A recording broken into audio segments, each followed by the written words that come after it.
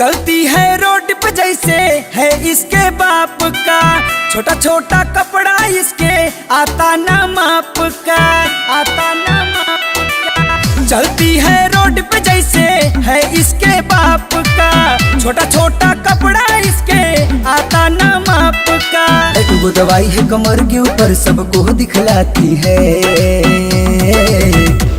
Baby जब तू कलेजिया में आती है लफड़ा करवाती है, बेबी जब तू कलेजिया में आती है लफड़ा करवाती है।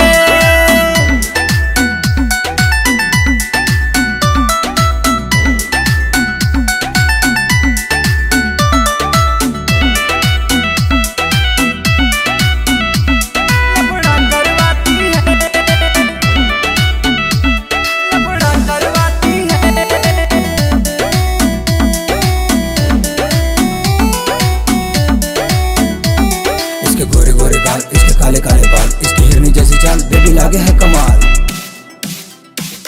नस लेती है लगती नागिन जैसी, मैंने देखा है हसीना ना कभी ऐसी। बेबी पतली कमरिया हिलाते चले, जाने मम्मी जी के पेट में रही थी कैसी। बड़ी बड़ी अखियां फरी भी लगे इसके, ये डरवाती है।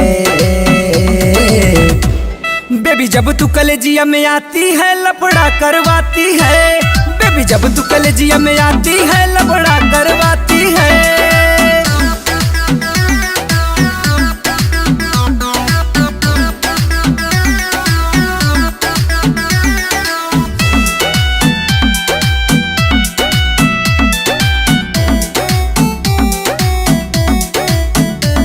नशा करती है ये, नहीं डरती है ये, कोई जाने ही नहीं किस पे मरती है ये, जाने ही नहीं किस पे मरती है ये। बड़े काले काले किस कजरा रे अखिया, नहीं प्यार से करे तिखी तिखी बतिया। भाव देती ही नहीं आओ इसमें बहुत, लागे पंकज जी की करेगी हसीन रतिया।